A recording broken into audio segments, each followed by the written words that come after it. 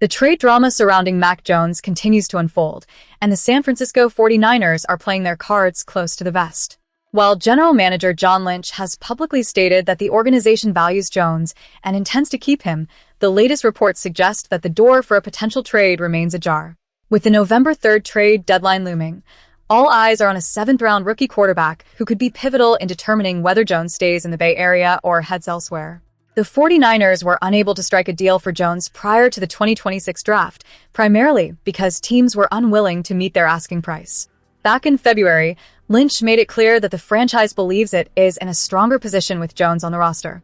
Any potential trade offer would need to reflect that valuation. However, the dynamics of the situation are complex, and it seems that the possibility of a deal is still very much alive.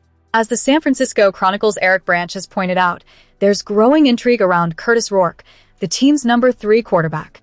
Rourke, a big-armed 7th-round pick from 2025 who missed last season due to a knee injury, could be the X-factor in this equation. The question remains, are the 49ers willing to give Rourke more practice snaps than typical for a third-stringer to evaluate his potential as Brock Purdy's backup sooner rather than later? If Rourke shows promise, it could embolden the front office to consider parting ways with Jones. It's worth noting that the 49ers were already open to trading Jones before the draft, but the steep asking price deterred other teams. However, should an injury occur to a starting quarterback elsewhere, the urgency to acquire Jones could increase significantly. If Rourke begins to resemble a hidden gem, akin to Purdy's unexpected success in 2022, the 49ers could find themselves in a position to capitalize on that momentum. Jones' performance in 2025 was noteworthy, as he led the 49ers to a 5-3 record during his starts, amassing over 2,100 passing yards alongside 13 touchdowns and just 6 interceptions.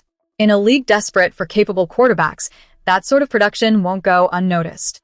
Teams like the Minnesota Vikings have already emerged as potential trade partners, with speculation swirling around multi-team deals that could maximize San Francisco's return. Lynch has maintained a poker face throughout this process, acknowledging that every player has a price but refraining from actively soliciting offers. The 49ers are reportedly seeking a 2nd-round pick or something of comparable value to par with Jones, but many teams are hesitating to meet that demand, given the multitude of variables at play. Jones, who turns 28 this September, has a manageable salary and fits well within the 49ers system. His contract presents little dead cap risk, making him an attractive option for potential trade partners. The real game changer in this scenario is Rourke. If he showcases his abilities and earns more practice snaps than typically allotted to a third-string quarterback, it could signal to the front office that they have unearthed their next developmental project.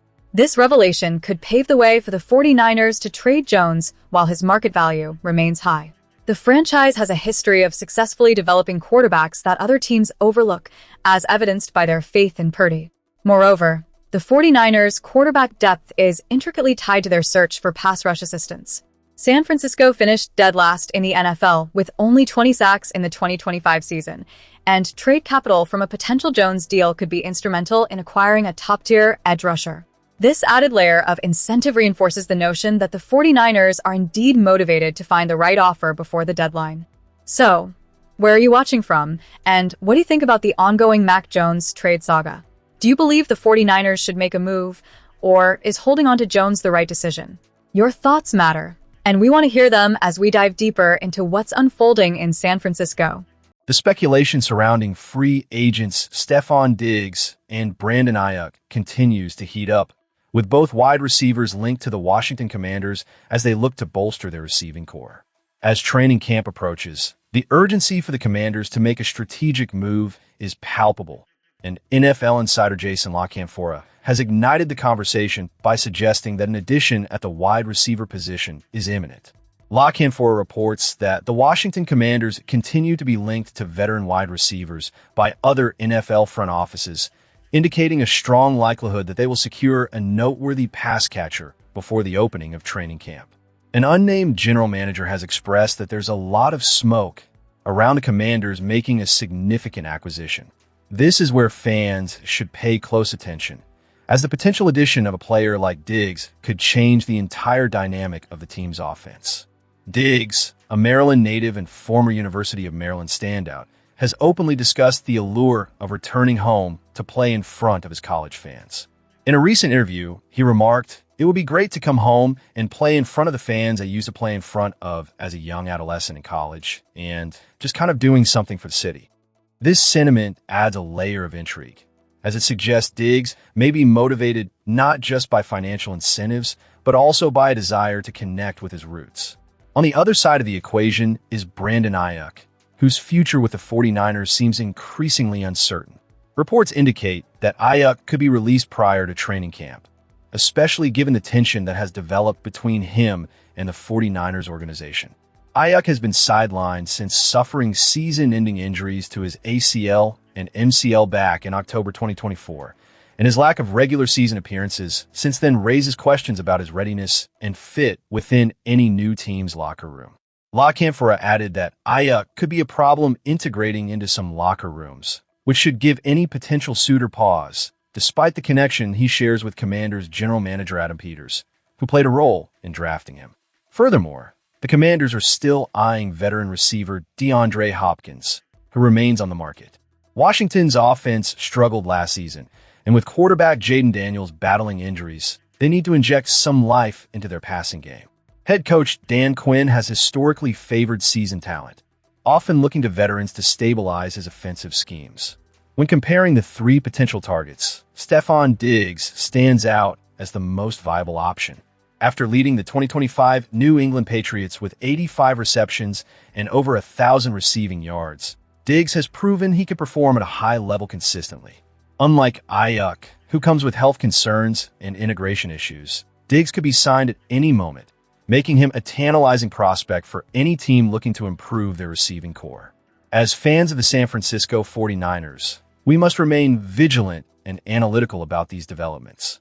The prospect of losing a talented player like Aiyuk is certainly disheartening, but if Diggs is an option, the front office must weigh the potential gains against the risk of letting a promising young talent slip through their fingers. What do you think, Niners faithful? Are you watching from the Bay Area or elsewhere? Share your thoughts in the comments below. As we continue to dissect the implications of these potential moves, let's keep an eye on how this unfolds.